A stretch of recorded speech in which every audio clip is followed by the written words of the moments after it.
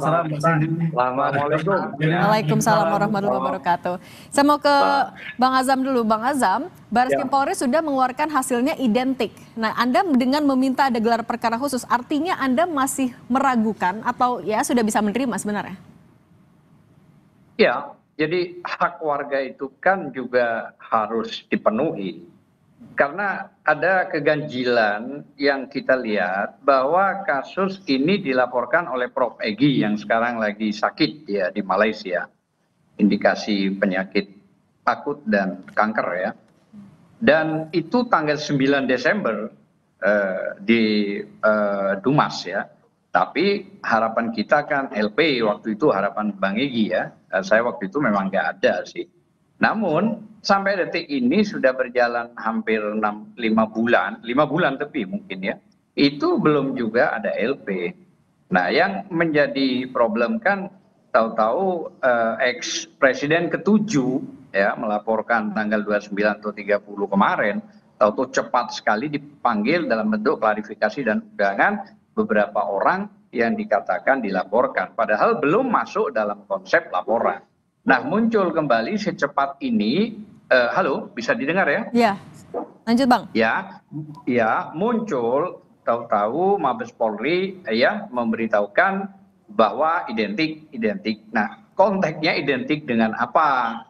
Karena identik itu kan belum tentu asli, gitu loh ya. Nah, makanya itu harus ada transparansi. Artinya transparansi itu ya harus jelas kepada publik. Itu harapan kita, gitu loh ya. Ya syukur kalau itu memang benar-benar asli, ada apa-apa. Tapi kan harus juga melibatkan kita-kita ini, maksudnya dari TPUA dan semua, gitu loh ya. Supaya transparansi ini jelas dan bisa dinilai. Dan kita juga bisa mengajukan ahli-ahli, kan begitu. Oke, Bang Azam tahan dulu. Saya mau tanya dulu ke Bung Rely. Bung Rely, identik belum berarti asli. Kalau Anda mengapa menilai pernyataan ini sebagai fitnah? Lah, apalagi yang harus kita ragukan ya? Ini kan tadi apa yang seperti yang disampaikan, apa hasil lapor yang dilakukan pemeriksaan terhadap ijazah Pak Jokowi itu atas laporan saudara Egy Sujana. Terang ya, jelas apa yang disampaikan oleh kawan-kawan penegak hukum yang ada di Bareskrim. Ini Bareskrim ya, jelas ini penegak hukum yang ada di Republik ini, bahwa ijazah itu dilakukan uji lapor dengan melakukan pembanding, ya kan, pembanding dengan ijazah-ijazah kawan-kawan Pak Jokowi kan, udah itu pengecekan langsung dari pihak perguruan tinggi ya, yaitu UGM, dan melakukan serangkaian tes yang lainnya. Jadi apa yang dilakukan Bareskrim itu nggak serta-merta ya. Kalau dia serta-merta, contoh ijazah saya umpamanya, saya sarjana S1, serta-merta karena ini sudah menimbulkan kegaduhan publik, sudah ada LP dari relawannya Pak Jokowi, yaitu kami Bara JP atau barisan relawan yang lain, dan dari Pak Jokowi langsung. Karena sebagaimana mesti harus ada delik aduan ya. Jadi Bung Rely, itu saja ya, sudah terang ya. Oke Bung Rely, tapi kalau dari kubunya Roy Suryo CS bilang ini sebenarnya hanya bentuk uji publik aja untuk menguji keaslian ijazah seorang pejabat negara. Anda sepakat nggak? Ya nggak gitu dong. Karena kalau kita mau bicara itu hanya uji cek publik, ini kan bentuknya ada laporan. Saya rasa kawan-kawan kan harus kita pahami ya, harus kita hargai. Kalau mengenai LP laporan Pak Jokowi yang ada di Polda Metro Jaya, ini rangkaiannya kan sebelumnya sudah ada. Bagaimana kawan-kawan Egy Sujana dan TPU melaporkan terkait ijazah Pak Jokowi ke Mabes Polri, dan kawan-kawan Egy Sujana melakukan serangkaian kegiatan ke UGM, datang ke kediaman Pak Jokowi, melakukan ajakan, memprovokasi berdasarkan unggahan saudara Sandi. Ijazah yang palsu-palsu oleh saudara Roy Suryo dan kawan-kawan ini adalah berdasarkan unggahan saudara Sandi. Kan jelas terang. Nah makanya pihak Bareskrim karena berdasarkan laporan tersebut meminta ijazah Pak Jokowi. Sebagai warga negara yang baik, Pak Jokowi udah datang dong, udah menyerahkan. Pengacaranya juga ikut menyerahkan, dan kemarin sudah dinyatakan fix 100%. Oke, kita ke Prof. Hipnu dulu. Prof. Hipnu, sebenarnya dari kacamata hukum, di mana batasan itu adalah uji publik dan juga di mana batasan itu adalah fitnah? Ya, begini Mbak, ini memang suatu yang menarik ya, karena ini kan masih pada pemeriksaan pendahuluan. Pemeriksaan pendahuluan yang masuk dalam KUHP itu masuk penyelidikan. Penyelidikan adalah serangkaian tindakan penyidik untuk mengungkap suatu peristiwa pidana. Jadi apakah yang dilaporkan itu ada suatu peristiwa pidana atau tidak? Nah, dalam hal suatu peristiwa pidana, karena dilaporkan kepada Bariskrim, maka Bariskrim wajib melaporkan kepada masyarakat ataupun kepada para pelapor terhadap hasil penyelidikannya. Jadi ini bukan uji publik, tapi uji suatu kaidah hukum, memenuhi peristiwa hukum enggak. Jadi katanya kalau ini dilakukan terhadap bukti surat yang dianggap tidak identik, surat itulah yang diuji. Oleh karena itu dengan menggunakan laboratorium kriminal, kan gitu, lab krim, lab forensik. Dari uji-ujilah dikatakan suatu identik. Memang bahasa hukum itu bukan bahasa hukum, itu bahasa forensik. Bahasa forensik dikatakan identik gitu. Tapi kalau bahasa hukum nantinya uji identik itu akan di cross check dengan saksi yang lain, dengan UGM yang lain, dengan keterangan yang lain. Karena suatu keterangan, suatu nilai itu tidak berdiri sendiri, akan bernilai apabila berkaitan dengan saksi yang lain, keterangan yang lain, bukti yang lain. Lah, itu baru mertakan sebagai bukti yang akurat, misalkan dikatakan asli, kan itu loh. Lah, inilah yang saya kira masih dalam bentuk, saya kira sebagai bentuk laporan pada masyarakat, karena ini sebagai sudah mendapatkan perhatian publik diawasi. Cuman memang kemarin ya, karena ini sebagai perkara yang luar biasa, secara substansi nggak salah, tapi secara publik mungkin Mas Adam ini diundang semua, UGM hadir semua, mungkin arahnya ke sana, sehingga betul-betul semua mengikuti, baik yang melaporkan, baik yang diuji, baik yang sebagai pembanding hadir semua, mungkin arahnya ke sana. Tapi secara substansi saya kira tidak ada problem begitu. Oke, nah kalau Bung Azam, artinya kan Anda juga tadi minta ada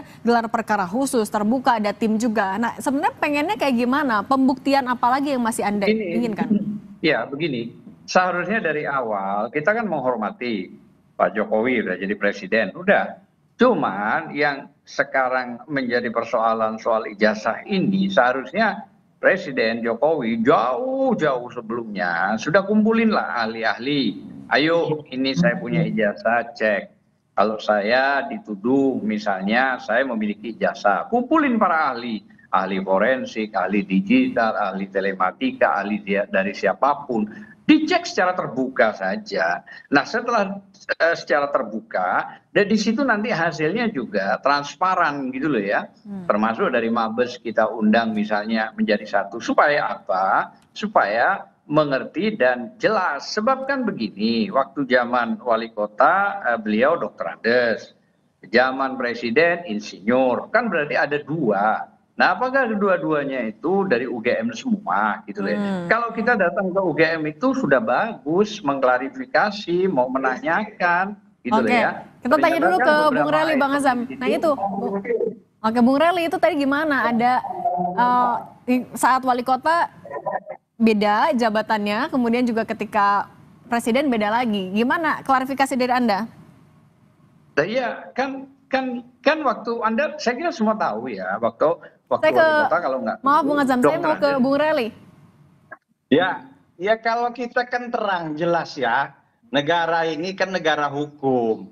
Contoh, nggak bisa seperti itu karena Pak Jokowi atau Pak SBY atau Bu Mega ini loh ada tuduhan seperti itu. Ini saya datengin ahli forensik dari sini, dari Amerika. Karena kita ini negara hukum. Kalau ada yang mempersoalkan, mempertanyakan itu, ya harinya ke aparat penegak lakukan oleh Bung Rely. Egy Sujana dan kawan-kawan kan Oke, sudah Bung Rely, mempertanyakan kami potong dulu Bung pihak Rely. Barreskrim Tapi dan yang penegak dipertanyakan hukumnya. juga adalah ada perbedaan ya ini ketika wali kota Dr. Andes, ketika presiden insinyur itu ada perbedaan juga di situ.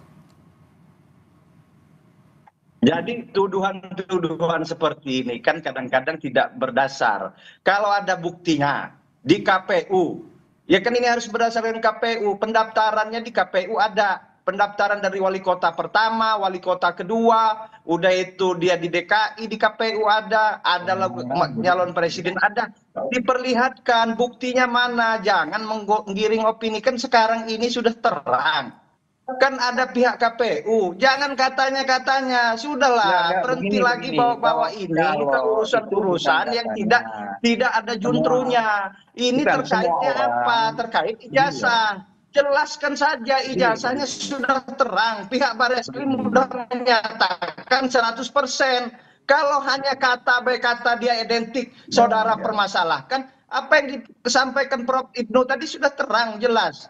Itu kan kata berkata identik itu terkait apa? Identik itu pernyataan dari lab forensik. Oke. Dia ini semua poin-poin itu. Oke, saya kasih kesempatan Bung Azam, silahkan. Jadi gini loh, bukan soal masalah kata per kata.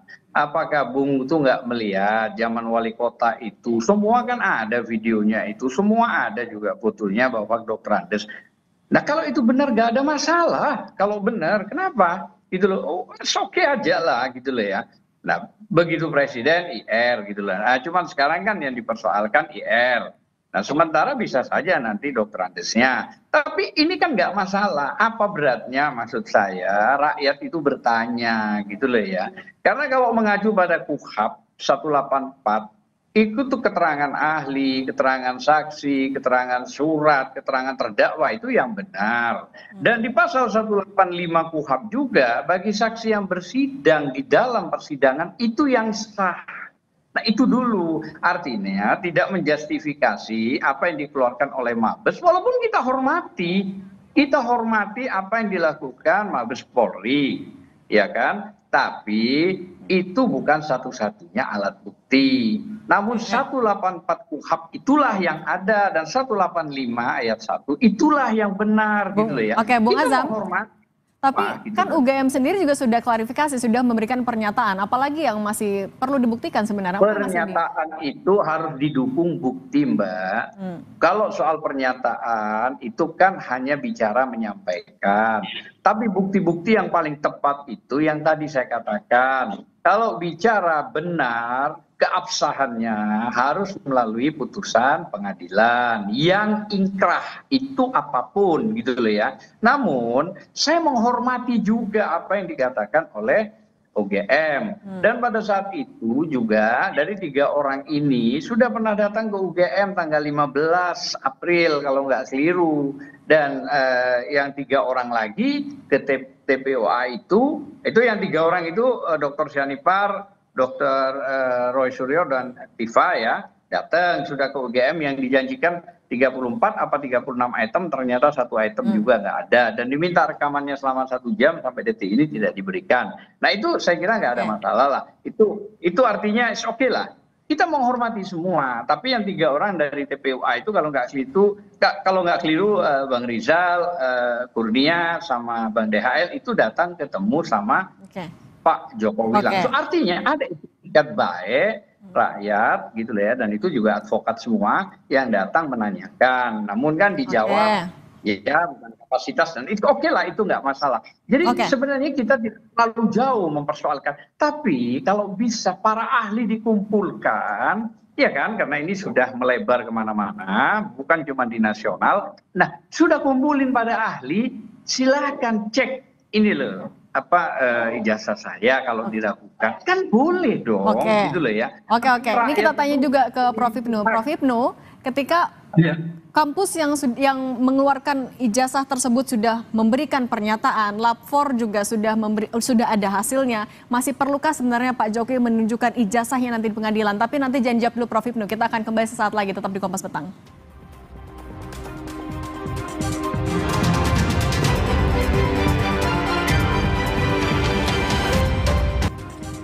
Kita lanjutkan dialog bersama Bung Azam, Bung Rely, dan Prof. Ibnu. Prof. Ibnu, tadi ketika UGM sudah memberikan pernyataan, sudah membenarkan bahwa Pak Jokowi adalah alumni, kemudian hasil lapor juga sudah bilang identik. Masih perlukah Pak Jokowi menunjukkan ijazahnya di pengadilan untuk kasus pencemaran nama baik?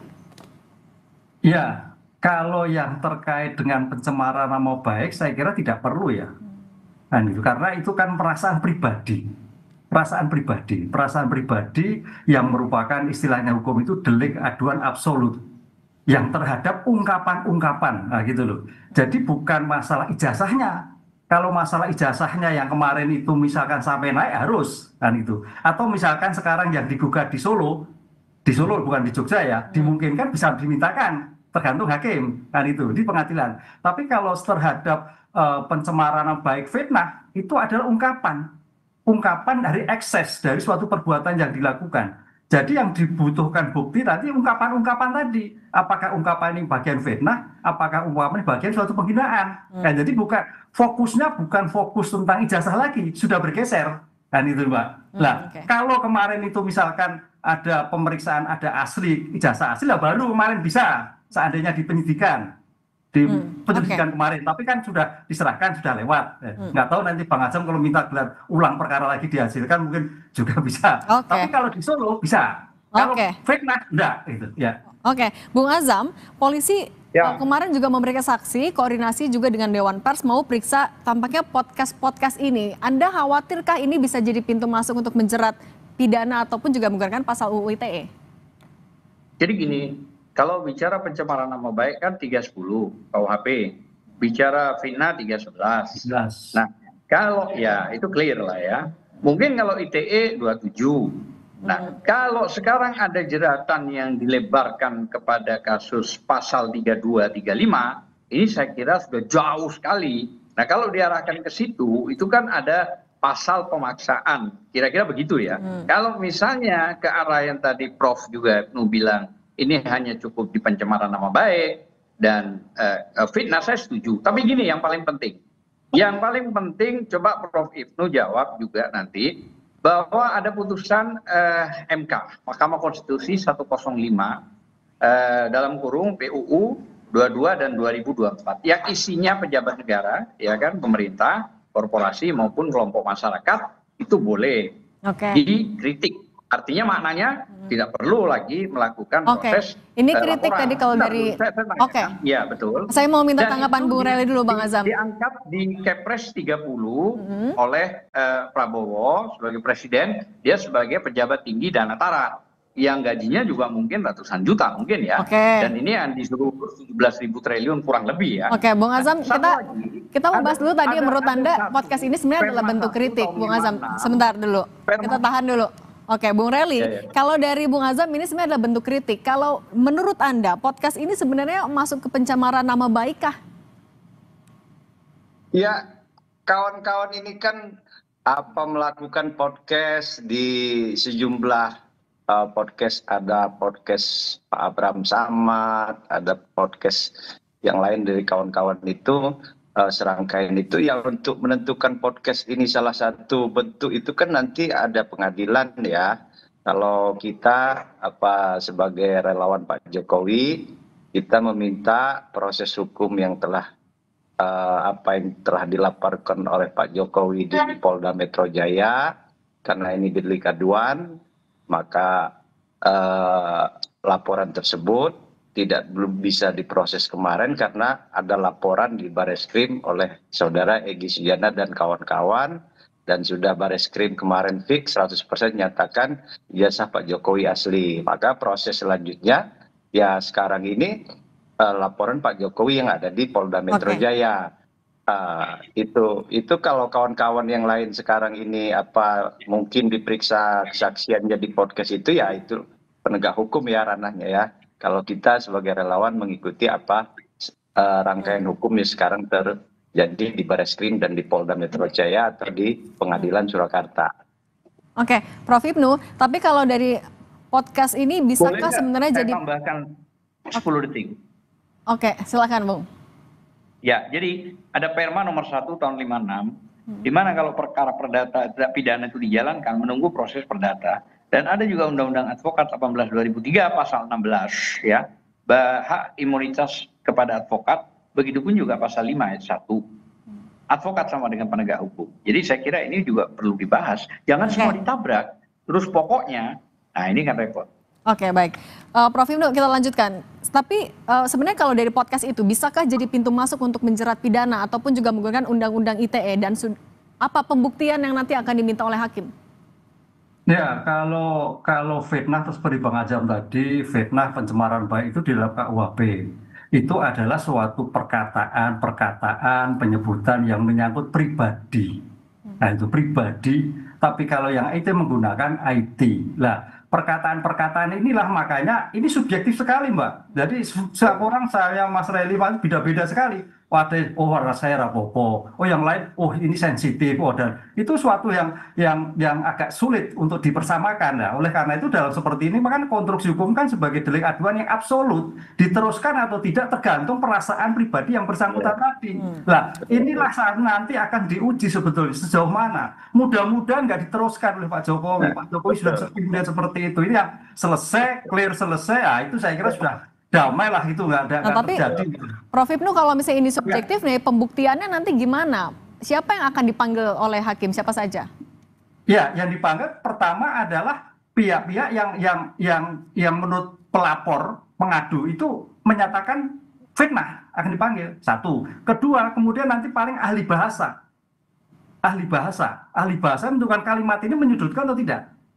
Dua, ahli gestur. Ini mimik ini betul-betul menyudutkan atau enggak, itu yang terjadi. Jadi saya kira dalam hal fitnah itu tidak hanya terkait dengan subjek pelakunya, tapi juga ahli-ahli IT, ahli forensik terkait dengan mimik, gestur dan sebagainya. Apakah ini kajian, apakah ini memang menyudutkan, apakah itu memfitnah sekali. Nah, itu saya kira di dalam era sekarang harus sampai di situ nantinya kalau itu terkait fitnah jalan. Jadi tidak hanya fitnah atau enggak.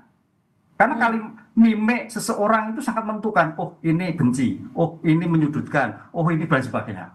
Gitu Mbak, saya kira nanti kalau memang ini jalan, saya kira juga Bang Azam bisa memberikan suatu argumen-argumen tentang substansinya, tentang mimiknya, tentang perkataannya, gesturnya. Saya kira itu akan dinilai oleh majelis hakim yang dalam persidangan pencemaran nama baik. Nah, gimana Bung Azam, kalau tadi ya bisa memberikan juga argumen, apa yang akan Anda siapkan?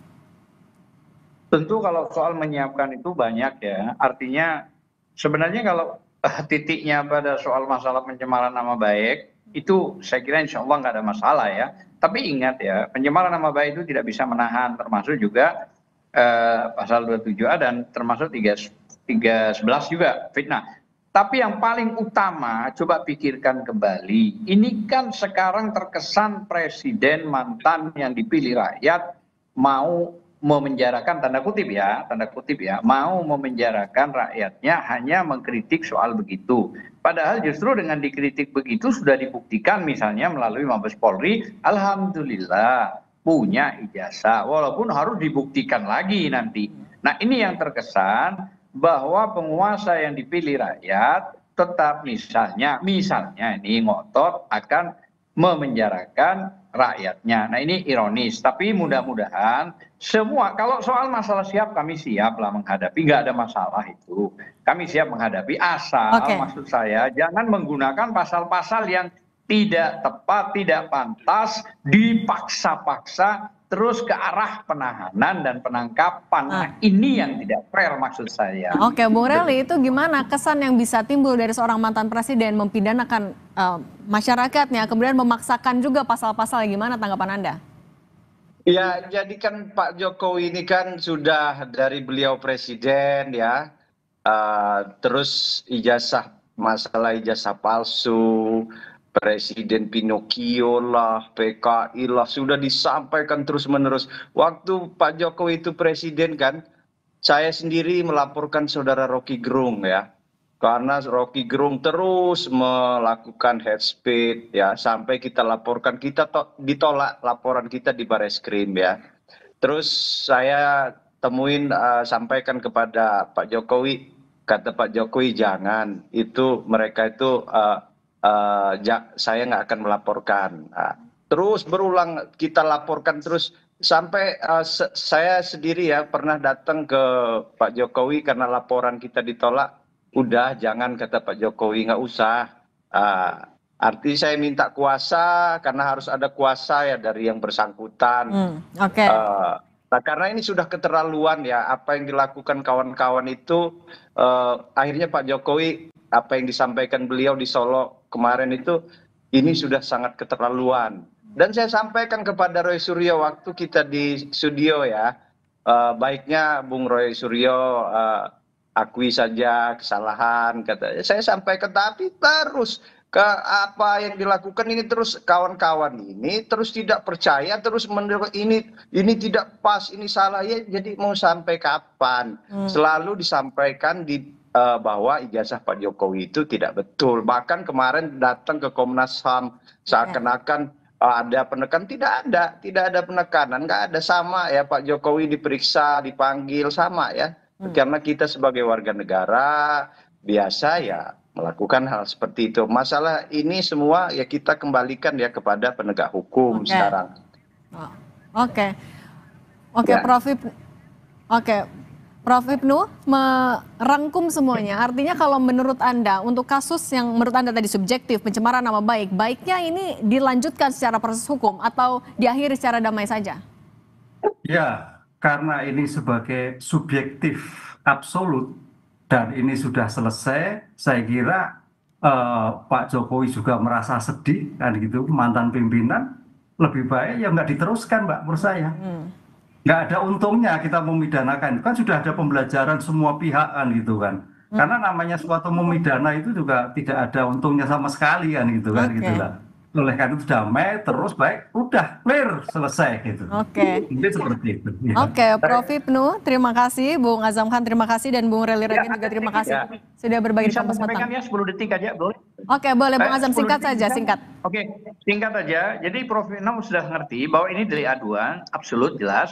Maka orang lain selain orang yang menjadi korban itu sudah gugur, tidak akan pernah bisa melaporkan. Karena yang bisa melaporkan adalah orangnya langsung, itu yang disebut delik aduan absolut gitu loh ya. Dan sekali lagi saya hanya menambahkan, presiden orang Solo orangnya sabar, yang mau kira-kira ke arah memaksa atau apalah saya nggak tahu, tapi yang jelas benar kata Prof. Ibnu, kalau sudah mau disudahi ya silakan, tapi kalau mau dilanjutkan juga monggo. Bismillah. Assalamualaikum. Bung Azam, terima kasih. Terima kasih semuanya. Selamat petang, sehat selalu. Terima kasih.